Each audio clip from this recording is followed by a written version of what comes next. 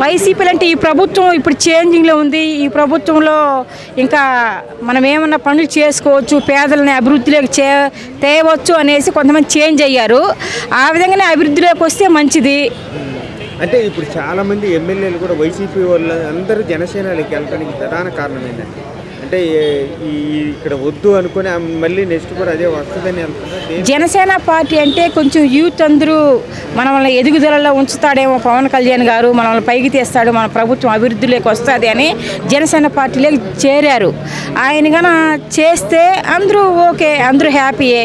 ఆయన చేయలేదంటే అందరూ డిసప్పాయింట్ అవుతారు. ఎక్కువ భరోసా అయితే పవన్ కళ్యాణ్కి ఇచ్చి ఓట్లేసి గెలిపించారు కదా, అందుకని చూద్దామని. అంటే ఇప్పుడు ఏదన్నా ఇంతమంది మరి వైసీపీ వాళ్ళు అంతా మళ్ళీ అందులో చేరినందువల్ల ఏమైనా జగన్మోహన్ రెడ్డి భయపడి మళ్ళీ ఏమైనా పార్టీ ఎత్తేసే అవకాశం ఉందంటే? పార్టీ ఎత్తేసే అవకాశం ఏముండదు. ఒక ముఖ్యమంత్రిగా 5 సంవత్సరాలు పరిపాలించి ఓడిపోయినంత మాత్రాన పార్టీ ఏమి ఎత్తేయరు. ఉంటుంది పార్టీ, వీళ్ళ ప్రయత్నం వీళ్ళు చేస్తారు. తెలుగుదేశం పార్టీ తెలుగుదేశం చేస్తుంది, వైఎస్ఆర్ కాంగ్రెస్ పార్టీ ప్రభుత్వం వాళ్ళ ప్రయత్నం వాళ్ళు చేస్తారు. పార్టీ ఏమి ఎత్తేసే అవకాశాలు ఉండవు కదా సార్.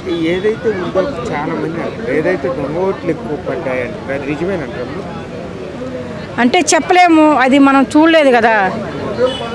అంతా కొన్ని వేల మందితో కూడిన సమస్య. ఒకరు ఇద్దరు తప్పు చేస్తుంటారు, ఒక చోట 2 చోట్ల తప్పు చేస్తుంటారు. కానీ ఇండియాలో మన ఆంధ్రప్రదేశ్ మొత్తాన్ని అన్ని చోట్ల దొంగ ఓట్లు వచ్చుంటాయి అనేసి చెప్పలేరు కదా సార్.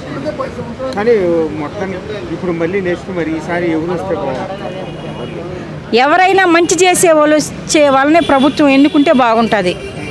అటు ఇటు ఇంకా టైం ఉండాలి. ఆ టైం ఇచ్చి మన చంద్రబాబు నాయుడు కూడా అన్ని పథకాలు చెప్పిన పథకాలు అమలు చేసి టైం ఇస్తే ఇంకా ప్రజలందరికీ ఓకే.